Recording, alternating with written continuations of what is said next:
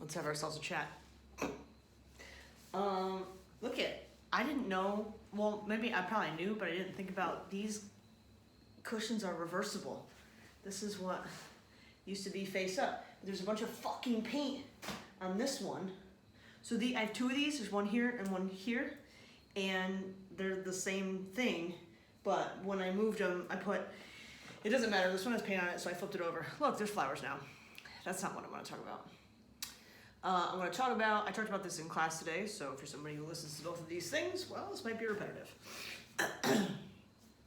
But something I have noticed, not only this year, but for the past bunch of years that I guess I've been paying attention to things like nature and animals. I've always had a fascination with animals to begin with, but I feel like it's intensified because it's something to observe, to take my mind into something that's still real, but not having anything to do with me. It's really good to have interests outside your fucking self. Yeah, so this time of year, as it's starting to get colder, you'll see chipmunks and squirrels, and I guess probably deer, and who else? I don't know, are the moose out? But the animals are doing things more out of the ordinary, more hurried. You're just seeing fucking roadkill everywhere. I went for a run the other day. Where was I? I must have been in my neighborhood because I ran past it was like there was two squirrels and a chipmunk. Actually, there was a chipmunk's tail, and I bent over to touch it because I thought it was one of those hairy caterpillars. I was like, oh wow, that one's really big. And I just poked it to see if it would move, and then it flipped over and it was like a tail. I don't know, it wasn't a caterpillar. That was weird. Even last week when the girls and I and Chris and his dogs and Michael were at, I don't know, wherever we were, the pine bush. Mr. P fucking got a chipmunk and killed it. If that chipmunk was fucking paying attention, he probably would have got away. So they're in this frenzy to get food because they feel winter is coming. You can tell the drop in temperature, even though it comes back up, it's coming. It smells different in the air. Where was I running today? Oh, on the bike path. There's all kinds of leaves down, and the leaves are like hearts. In fact, those are the leaves I think I used to wipe my ass when I had to shit in the woods. Had to do it. What are you gonna do? Poop in your pants or poop outside? I choose outside. So, but would it be the same if there's already leaves down on different trees further down the path? I don't know, but all across the path, and I almost stopped so I could take a picture of it, and I wish that I had, but I think I'm running there tomorrow, so I'll do it tomorrow. It just looked like hearts all over the path. It was really nice. It made me think of Sarah Cliff. She's got a thing about hearts in nature, or maybe it's just heart rocks. I don't know. Heart leaves, wipe your ass. Why am I talking about that? Squirrels, chipmunks. Leaves. Oh yes, it's evident that things are changing. I could smell, that's what it was. I could smell in certain areas where all those heart leaves were, the smell of fall, it's like dead rotting leaves, but we love it. Because it means scarves and pumpkins. No, to me it means cozy, sweatshirts, fireplace, snuggles, fuzzy socks, soft things. But then also a difficult time regulating my body temperature. I'll tell you what, now it's at the point where I work out and I get super sweaty and then I have to coach right after. So now I'm super sweaty, but I'm not hot anymore because I'm not moving, but everybody else is hot, so I have to keep the doors open and I'm fucking freezing. So it's okay, let me put my sweatshirt on. After 2 seconds of that, I start sweating again. Take the sweatshirt off. Oh fuck, now I'm cold again. It's on, off, on, off. It's a detail you don't need to know. Okay, so what happened? Fall. I was gonna say long story short. Nope, it's not short at all. In summation, let me get to the point, or get to the beginning of the story. I was driving to teach at Jai this morning, and I take the thruway. So for those of you who are not local, the thruway is just a highway, but we have to pay for it. You have to pay a toll based on how far you travel on it. So if you go, the most common exit in this area is 24 to 25. It's 25 cents every time you do it. So there, 25 cents, back 25 cents. And I do that usually 6 times a day. So 3 out, 3 back. It makes absolutely no fucking sense why I live here, really. But throughway. So I'm on the throughway, okay? And the speed limit is 65, so that means you go 75 or 80. And then even, okay, I'm coming from 25, I'm going to 24. 24 is the busiest exit, certainly in this area. I think Buffalo, the one Buffalo exit's very busy as well, and then probably something down in New York City. This is very big exchange. So you get off the ramp, but it's like wide and people are still going fast. And on this side is throughway going south, and then underneath this bridge I'm on, this is throughway getting on the ramp to go north. There's a dump over here. It's like not that wooded, right? This is not where you would think that you would see any kind of wildlife. But I'm on this ramp, and I'm going 62. You're supposed to go 40 or less. And I remembered that I was going that fast because I looked. And I see over on the side of the road a fucking chipmunk. And I always say, if they're ever in the way, I'm like, get the fuck out of the road. What are you doing? Get over to the side. I certainly don't want to hit you, but I don't want you to be hit at all. But if anybody has to hit the animals, could it be somebody who doesn't fucking care? I'm going 62. There's people on my ass. It was like, oh my God, there's a squirrel. And I immediately, it was that fast, and I heard something, and I looked back in my rear view, and then I thought I saw something in the road not moving, and I was like, oh no. It was an accident. If I could have prevented it, I would. But now that squirrel is dead. He was alive. Maybe he was all confused, and then dead. What are you gonna do? It comes with the territory of us taking their territory. And with the change in season. He's not making good decisions, that squirrel. What the fuck are you doing over here? On the thruway? Come on. Stay over in your neck of the woods, literally. But maybe all of those nuts or whatever the fuck he's looking for have been harvested, and he wants to make sure he's gonna make it through the winter.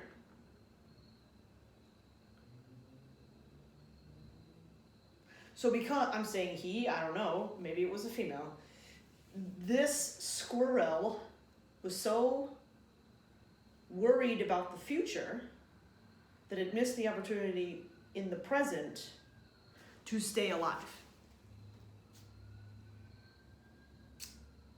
And I thought, well, that's relatable. You know, when you're in survival mode, we don't always make the best right decision because we're not in our bodies, we're not in the present moment. Like, you don't even know what's happening most of the time when you're stuck in a like a loop of misery or panic. And so how do you get present? The easiest way to get present that's readily accessible to everyone always, all the fucking time, for $0, is to just start breathing, think about your body. Scan your body. You can start at your toes. You can name them. Big toe, second toe, third toe, fourth toe, baby toe. You can see the 3 little pigs. No, that's not it. This little piggy went to market. Ian said that once. Not my former husband. Ian, the student, Engel. He said, he referenced one of the toes as like its name, like the one who had roast beast, whatever. Scan your body. What's my foot doing? Ankle, shin, calf. You can even touch it. Knee. And you get so specific. They're like, this is the only place you are. It's me and my leg, me and my leg, me and my leg. Oh, what about that thing? Me and my leg. But what about over here, my shoulder? Oh, that's fine. You can go up there. It's getting present to your body. Rather than going off into La La Land. And that was really helpful for me today. So I have a half marathon next Sunday. Today is Saturday. I have been running for the last, I don't know, after the beginning of March, I took I like really scaled down. I was hiking a bunch. In April I did a half marathon and I hated it. And I didn't get a very good time. I had to walk just more than I would want to. It wasn't like that terrible, but wasn't great.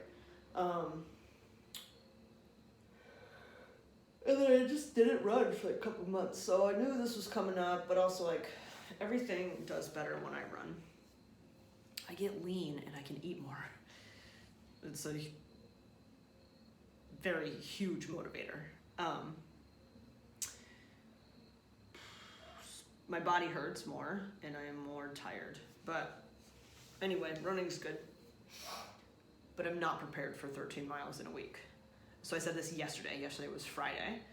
And I was talking to Jurgen and he said, well, this is what you should do. And then what the fuck, Michael? Is he barking at the cat? Yo! Hold on. Yo! What are you doing? Come here. You should be out here anyway. What, cause trouble? He was out here before, but I had to go get my phone because it was plugged in because I can't make it through a whole day with my phone because it's kind of old. What were we talking about? Running. So you're gonna tell me what to do, and it's a fucking lot of running. Like a lot. A lot yesterday, a lot today, even more tomorrow, and then taper. But it's a lot. A lot. Like a fucking lot. Anyway, my old rhythm used to be run 1 mile, walk 1 minute, repeat for however long you need to. After I came back from my, sabbatical, I would run a half mile, walk a minute, mile, walk a minute, half mile, walk a minute. So twice as many breaks. And it didn't really slow down my pace actually. My actual running pace was faster, but I couldn't maintain it. So that's what I told him I did, Jurgen. He was like, oh nope, you're gonna train your heart rate. So I just want you to be in a heart rate zone for a certain period of time. I don't care how many miles you run. I don't care what your pace is. I just want your heart to stay here. And then he explained the whole thing. And I was like, okay, I've never done that before. Literally never. Except for when I very first started running on the treadmill and I couldn't run at all. I would let's see if I can run for 5 minutes without stopping. Literally. And then eventually it got to be 7 and whatever. If you scroll back, you won't. Because why would you? Your tongue made it in my mouth that time, sir. Back in like 2013. When did I start running, Michael? We did yoga training in 2013. I started running in 2012. Holy cow. It's been a while. Anyway, I started running on a treadmill, and if you scroll way back to 2012, you'd see a picture of me doing like one of these, because I ran for 30 minutes on a treadmill. And that was fucking amazing to me. Holy shit, I wasn't even planning on going back to the beginning of time. Yeah, remember when I couldn't run at all?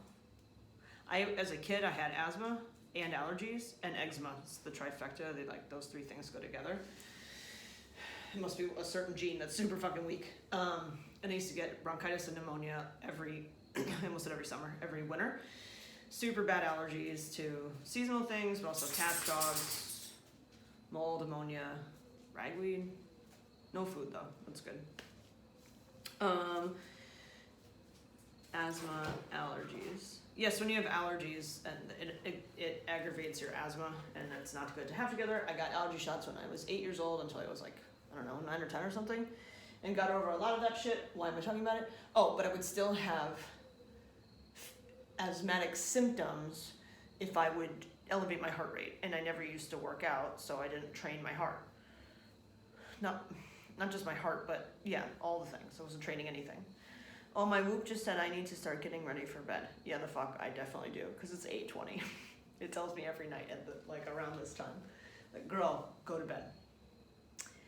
Anyway, so he said, I just want you to run for the specific amount of time and don't stop. Stop that walking shit. You don't need to do that. And I was like, I don't know. Maybe I do need to do it. What if I can't do it? So I went out and I ran at SUNY, and I'm listening to a book that is somewhat interesting, but the way it's written, it goes all over the place, like a fucking Quentin Tarantino movie, but it's in a book that I'm listening to. It's called Under the Banner of Heaven. It's about Mormons and fundamentalists and all like the history of everything, and I find it very interesting. Religion really interests me. Different religions doesn't mean I believe in fucking anything. But that sort of history is interesting to me. I'm becoming interested in history as I grow older, where when I was in school, I could not absorb any of the information because I had zero fucking fucks. And I wasn't even trying to be cool. It just like, the information did not stick in my head. Like, I can't care about this. I don't know why I can't care about this. If I don't care, I can't remember. That's how I started remembering people's names. I started caring. Okay. I just started singing the song Physical Touch, either by Genesis or Phil Collins. She needs to have the physical touch. Because I was thinking about today, remembering people's names, and having Allison and Megan class. I touched almost everybody, but there's a few people that I'm like, I don't really know if you want me to touch you, and I don't want to ask you today. So, anyway, they're in class, and it means a whole fucking lot. So was Mahogany. Yo! That girl, she's back from the old place, and then she went to the closed place, and then she came to me, and that's really awesome. Right, running. So, the not stopping. You can't stop. So I got book in my ears, running around SUNY. But like in my mind, I know I'm gonna tell Jurgen how it went. So it's like he's running with me, but with no pressure, right? People, like he says all the time, like, oh, I'll run with you. Or people offer to run with me. I don't wanna fucking run with you because then sometimes it distracts me and I have a good pace. Other times I try to keep up with the other person and I just freak out about it. I've had panic attacks while running with people before because I'm like, I can't do it. It happened with Sean like a couple times. It happened with Christina. Yep. When we did that last half marathon. That sucked. I don't know. My hamster wheel is all over the place. He said, basically, it's mind over matter. Your mind will quit before your body does. So I got little Jurgen, my son, in my head, just running, and it was fine. And then I just did the same thing today, except for longer. And then I'm gonna do the same thing tomorrow, except for longer. It's being able to practice.